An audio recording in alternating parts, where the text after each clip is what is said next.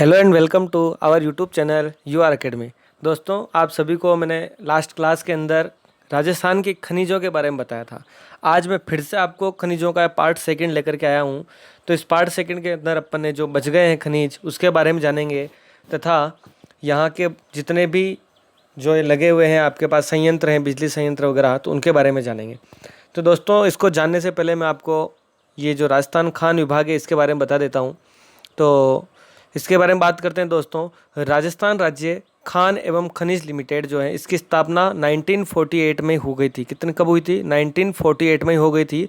किसकी? राजस्थान राज्य खान एवं खनिज विभाग की। ठीक है, लेकिन उस टाइम पे जो इसका नाम था वो हुआ था बीकानेर जिप्सम लिमिटेड के नाम से हुई थी इसकी स्थापना।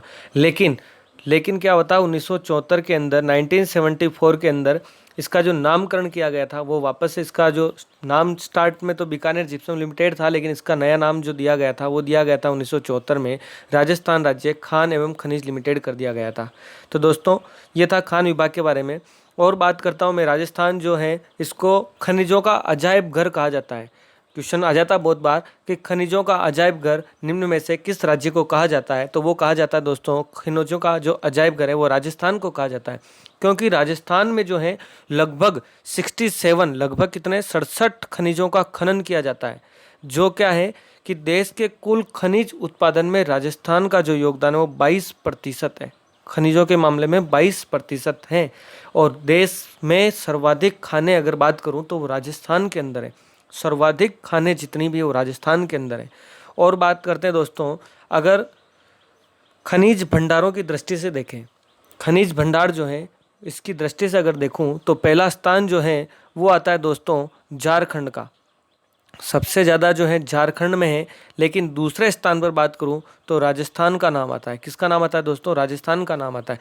जबकि उत्पादन की बात करूं, ये तो भंडार की दृष्टि से राजस्थान सेकंड नंबर पे आता है। जबकि खनिज उत्पादन की दृष्टि से अगर मैं बात करूं तो झारखंड पहले नंबर पर आता है। एमपी जो है वो उत्पादन के मामले में सेकंड नंबर पे आता है। और थर्ड नंबर पर राजस्थान का स्थान जो आता है, जो खनिजों के उत्पादन के मामले में तीसरा स्थान रखता है। तो दोस्तों, ये खनिज के बारे में आपको जानकारी प्राप्त होती है। बात करते हैं अपन क्वेश्चन की। तो पहला जो क्वेश्चन है वो है, निम्नलिखित में से किस खनिज के उत्पादन में राजस्थान का भारत में प्रथम स्थान नहीं है? तो प्रथम स्थान नहीं है उसकी बात करते हैं दोस्तों। तो तांबा जो है प्रथम स्थान नहीं रखता है। मैंने पहले बताया था तांबा दूसरा स्थान रखता है भारत के अंदर, तांबा। जबकि पहला स्थान जो रखता है वो रखता है झारखंड, और तीसरा स्थान रखता है आंध्र प्रदेश। ये मैंने आपको कल वाले वीडियो में ही बता दिया था। और जस्ता व शीशे की बात करूं तो यह जो है भारत में राजस्थान पहला स्थान रखता है। और सीसा व जस्ता जो है ये मिश्रित अयस्क गैलेना से निकलता है। दोस्तों, आपको तांबा जस्ता जितनी भी धातुएं हैं इनके अयस्क जो पढ़ने हैं, तो एक वीडियो आएगी मैडम की, उस वीडियो से आपको ट्रिक के माध्यम से आपको अयस्क पढ़ाए जाएंगे। तो आप वो वीडियो को देखना ना भूलें। कल या परसों के अंदर उसको मैं अपलोड करवा दूंगा। तो बात करते हैं दोस्तों अगले क्वेश्चन की। अगला क्वेश्चन है, राजस्थान के किस जिले में आणविक खनिज यूरेनियम का उत्पादन होता है? तो आणविक खनिज यूरेनियम का उत्पादन जो होता है दोस्तों वह होता है बांसवाड़ा के अंदर। कहाँ होता है दोस्तों? बांसवाड़ा के अंदर। यूरेनियम का और भी उत्पादन होता है राजस्थान में। एक तो होता है आपके पास उदयपुर में होता है, एक डूंगरपुर में भी यूरेनियम निकलता है, एक बांसवाड़ा में निकलता है, और एक निकलता है सीकर के अंदर। तो आपको ये पांचों याद रखने, 5 जिले हैं, बांसवाड़ा, उदयपुर, डूंगरपुर और कौन सा है? सीकर। ये आपको सारे ज़िले याद रखने हैं जितने भी हैं। बात करते हैं अपन अगले क्वेश्चन की। अगला क्वेश्चन आता है, राजस्थान में घिया पत्थर का सर्वाधिक उत्पादन किस जिले में होता है? तो घिया पत्थर का सर्वाधिक उत्पादन जो होता है वो दोस्तों होता है उदयपुर के अंदर। कहाँ होता है दोस्तों? उदयपुर के अंदर। घिया पत्थर एक तो आपका भीलवाड़ा में भी मिलता है, एक उदयपुर में भी मिलता है। लेकिन बात करूँ सर्वाधिक घिया पत्थर जो मिलता है वो सबसे ज़्यादा मिलता है उदयपुर के अंदर। तो दोस्तों, सर्वाधिक पूछा है तो उदयपुर लगाना है। किस किस जिले में मिलता है? तो आपको उदयपुर और भीलवाड़ा दोनों शामिल में देगा, तब वो दोनों लगाना। अगर ऑप्शन में नहीं हो तब आपको उदयपुर ही लेकर के चलना है। बात करते हैं दोस्तों अगले क्वेश्चन की। राजस्थान में रेडियो का प्रसारण सर्वप्रथम कहाँ हुआ था? तो सर्वप्रथम राजस्थान में रेडियो का जो प्रसारण हुआ था दोस्तों वह हुआ था जोधपुर से। तो आपको इसका आंसर जोधपुर लगाना है। तो इसमें कुछ बताने वाली चीज़ नहीं थी दोस्तों। चलते हैं अगले क्वेश्चन पर। अगला क्वेश्चन आ चुका है, राजस्थान के सबसे निकट कौन सा बंदरगाह है? तो राजस्थान के सबसे जो निकट बंदरगाह है वो दोस्तों कांडला बंदरगाह। कौन सा दोस्तों? कांडला बंदरगाह। कांडला बंदरगाह कहाँ पड़ता है? गुजरात के अंदर पड़ता है। ये सबसे निकट बंदरगाह है दोस्तों। बात करो इस कांडला बंदरगाह का नया नाम बदल दिया गया और नया नाम बदल करके कर दिया गया है दीनदयाल बंदरगाह कर दिया गया है। इसका नाम क्या कर दिया गया है? दीनदयाल बंदरगाह कर दिया गया है, जो गुजरात में है। और पारादीप जो है उड़ीसा के अंदर है। और मुंबई जो है सेलसेट जो है वहाँ पर उस किनारे पर बसा हुआ है, द्वीप पर बसा हुआ है। चलते हैं दोस्तों अगले क्वेश्चन की। धौलपुर पावर परियोजना आधारित होगी। तो धौलपुर पावर परियोजना जो आधारित है वह गैस पर आधारित है। किस पर है दोस्तों? गैस पर है। धौलपुर पावर प्रोजेक्ट परियोजना जो है चंबल नदी के किनारे धौलपुर में स्थापित की गई थी और यह राजस्थान की दूसरी गैस आधारित परियोजना है। जबकि मैं पहले की बात करूं तो पहली जो है जैसलमेर के अंदर स्थापित की गई थी। गैस की जो पहली परियोजना वो जैसलमेर में, दूसरी धौलपुर में है। और जैसलमेर के भी कहाँ पर है? जैसलमेर जिले के एक रामगढ़ सेक्टर पर प्राकृतिक गैस पर आधारित परियोजना है, जिसकी उत्पादन क्षमता जो है 71 मेगावाट है। कितनी है? 71 मेगावाट है। पहली कहाँ है? जैसलमेर रामगढ़ में है और दूसरी जो है गैस पर धौलपुर पर है। तो आई होप आपको ये जानकारी अच्छी लगी होगी। बात करते हैं अगले क्वेश्चन की। राजस्थान में बायोमास ऊर्जा की बहुत अधिक संभावना है, क्योंकि यहाँ पर क्या है दोस्तों? यहाँ पर सरसों की भूसी उपलब्ध है। सरसों की भूसी उपलब्ध है, इसलिए यहाँ पर बहुत अधिक बायोगैस ऊर्जा की संभावना है। बायोमास संयंत्र में क्या होता है दोस्तों? एक तो सरसों, ज्वार व तिल्ली की तूड़ी जो आती है वो है, और विलायती और देसी जो बबूल की लकड़ी होती है वो, और तथा अन्य अनुपयोगी मटेरियल को जलाकर बिजली का उत्पादन किया जाता है। तो सरसों की भूसी सबसे इंपॉर्टेंट होता है बायोमास गैस के लिए, तो याद रखना। और क्या क्या होता है मैंने आपको बता दिया। सरसों होती है, ज्वार होता है, व तिल्ली की जो तूड़ी होती है वो होती है, विलायती और देसी जो बबूल होते हैं उनकी लकड़ियाँ होती है। इन सबको जला करके बिजली का उत्पादन किया जाता है, इसलिए सबसे ज़्यादा संभावना है। बात करते हैं अगले क्वेश्चन की। राजस्थान में प्रथम सौर पार्क की स्थापना कहाँ की जाएगी?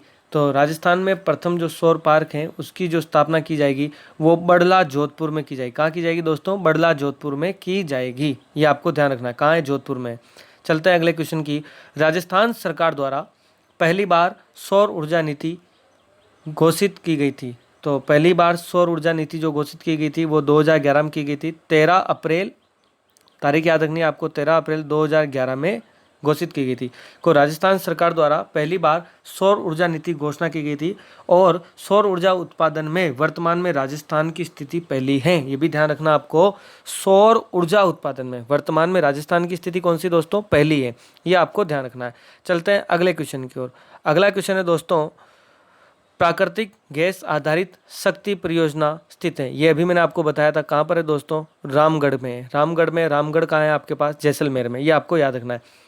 बात करूँ राजस्थान के अंदर पवन ऊर्जा की भी सर्वाधिक संभावनाएं जो हैं वो जैसलमेर में देखी जा रही है, तो ये भी आपको ध्यान रखना, पवन ऊर्जा वाला भी। फिर बात करते हैं दोस्तों अगला क्वेश्चन की। राणा प्रताप सागर जल विद्युत गृह स्थित है। तो दोस्तों राणा प्रताप सागर जल विद्युत जो है वो आपका रावत भाटा के अंदर, रावत भाटा चित्तौड़ में आता है। ये आपको विशेष ध्यान रखना है, रावत भाटा चित्तौड़गढ़ में स्थित है। बात करते हैं नाभिकीय ऊर्जा निगम द्वारा संचालित इस बिजली घर को कनाडा के सहयोग से 1965 के अंदर स्थापित किया गया था। कब? 1965 में स्थापित किया गया था। किसके सहयोग से? कनाडा के सहयोग से। और किस में होता है? नाभिकीय ऊर्जा निगम को स्थापित किया गया था। और 1972 में इसने अपना उत्पादन शुरू कर दिया था। कब? 1972 में। ये जो रावत भाटा परमाणु संयंत्र है ये देश का दूसरा और राजस्थान का पहला परमाणु ऊर्जा स्टेशन है। तो देश में पहला कहाँ था? वो तारापुर के अंदर है। पहला तारापुर में स्थापित किया गया था जल विद्युत वाला, और दूसरा जो है राजस्थान के रावत भाटा के अंदर चित्तौड़गढ़ में स्थापित किया गया, तो राजस्थान का पहला है। चलते हैं दोस्तों अगले क्वेश्चन की ओर। अगला क्वेश्चन है, वह स्थान जिसका आणविक शक्ति उत्पादन से संबंध नहीं है। तो आणविक शक्ति उत्पादन से संबंधित नहीं है। एक तो कलपक्कम का है जो तमिलनाडु में है, एक काकरापारा का है जो गुजरात के अंदर है, और एक रावत भाटा राजस्थान में। तो काकीनाडा का संबंध नहीं है इससे। तो आंध्र प्रदेश में काकीनाडा, इसका आणविक शक्ति से कोई संबंध नहीं है, ये आपको ध्यान रखना है। चलते हैं बात करते हैं अगले क्वेश्चन की। राजस्थान में टंगस्टन के भंडार कहाँ मिलते हैं? ये मैंने आपको कल भी बताया था।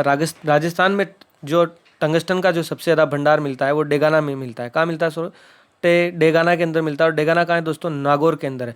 और यहाँ पर भारत की एकमात्र खान है। बात करते हैं अगर टंगस्टन की जो ये मिलता है, सिरोही और पाली से भी इसकी जानकारी मिलती है टंगस्टन की। और जो टंगस्टन का जो वो अयस्क हैं, वो अयस्क जो हैं दोस्तों वुल्फ्रेमाइट अयस्क से प्राप्त होता है। किसके होता है? वुल्फ्रेमाइट, इस अयस्क से टंगस्टन को प्राप्त किया जाता है। ये भी आपको ध्यान रखना है। मैं आपको अयस्क की जल्दी ही क्लास अपलोड करवाऊंगा दोस्तों। बात करते हैं अगला क्वेश्चन क्या है। मोरिजा बनोस सेक्टर में कौन सा खनिज निकलता है? तो मोरिजा बनोस सेक्टर में दोस्तों कौन सा खनिज निकलता है? तो वहाँ से निकलता है लोहा। ये कहाँ है? लोहा निकलता है। ये जो दोस्तों है जयपुर में है। कहाँ है? मोरिजा बनोस सेक्टर कहाँ है दोस्तों? जयपुर में है। और जयपुर में सर्वाधिक लोहा भंडार मिलते हैं। इसके अलावा चेमू, रामपुरा, यहाँ से भी लोहे के एक अयस्क मिलते हैं। बात करूं राजस्थान में जो मिलता है हेमेटाइट किस्म का लोहा मिलता है। किसका? हेमेटाइट किस्म का लोहा मिलता है। इसके अलावा लोहे के जो अवशेष मिलते हैं वो अलवर, राजगढ़ से भी मिलते हैं। उदयपुर में एक नाथरा की पोल है, वहाँ से भी मिलते हैं। थूर, हुंडेर से मिलते हैं। और दौसा के अंदर निमला रायसेला दौसा में, वहाँ से भी लोहा खनिज निकलता है। बात करते हैं दोस्तों अगले क्वेश्चन की। अगला क्वेश्चन है राजस्थान में लोहे की किस्म पाई जाती है। तो मैंने आपको बताया था अभी पहले ही, कौन सी किस्म पाई जाती है? हेमेटाइट पाई जाती है। तो राजस्थान में लोहे की किस्म पाई जाती है, हेमेटाइट पाई जाती है। ये भी आपको याद रखना है दोस्तों। बात करते हैं और कुछ इंपॉर्टेंट फैक्ट हैं उसके बारे में। एक होती है चीनी मिट्टी। चीनी मिट्टी जो है ये सिरेमिक और सिलिकेट उद्योग में प्रयुक्त होती है। और यूपी के बाद चीनी मिट्टी के उत्पादन में राजस्थान का दूसरा स्थान है। चीनी मिट्टी सबसे ज़्यादा जो है भारत के अंदर यूपी में निकलती है, दूसरे स्थान पर राजस्थान आती है। और ये राजस्थान में जो निकलती है ये मिलती है बीकानेर में मिलती है। बीकानेर में चांदी, पलाना, बोटड़ी ऐसे सेक्टर वहाँ मिलती है। सवाई माधोपुर में भी है, सीकर है, उदयपुर में भी मिलती है। और बात करूँ मैं चीनी मिट्टी धुलाई का जो कारखाना है वो नीम का थाना सीकर के अंदर है। नीम का थाना सीकर में चीनी मिट्टी धुलाई का कारखाना है। ये भी आपको ध्यान रखना है। और बात करूँ सोने की, तो सोना जो है दोस्तों वह बांसवाड़ा, उदयपुर, चित्तौड़गढ़, डूंगरपुर, दौसा से निकाला जाता है। कहाँ से? बांसवाड़ा, उदयपुर, चित्तौड़गढ़, डूंगरपुर, दौसा, वहाँ दौसा से निकाला जाता है। और एक गार्नेट कह दूँ या तांबड़ा कह दूँ या रक्तमणि कह दूँ का उत्पादन केवल राजस्थान में होता है। किसका? गार्नेट, लिख देता हूँ, गार्नेट, इसको तांबड़ा भी बोला जाता है या रक्तमणि। इसका उत्पादन केवल और केवल राजस्थान में होता है। राजस्थान में जो होता है वो टोंक, भीलवाड़ा और अजमेर में होता है। तो दोस्तों आपको दी गई जानकारी अच्छी लगी होगी। वीडियो को शेयर, लाइक, सब्सक्राइब जरूर करें और अधिक से अधिक फैलाएं। मैं जल्दी ही आपके सामने मैथ्स की क्लास लेकर के आने वाला हूं। और राजस्थान जीके की लाइव क्लास के लिए टीचर जरूर आएंगे आपके सामने। फिलहाल मैं आपके लिए BSTC, PTT, रिट के प्रीवियस ईयर क्वेश्चन के ऊपर खुद ही कंसल्ट कर रहा हूँ। मिलते हैं दोस्तों नेक्स्ट वीडियो में। जब तक के लिए आपका अपना ध्यान रखिएगा। Thank you so much.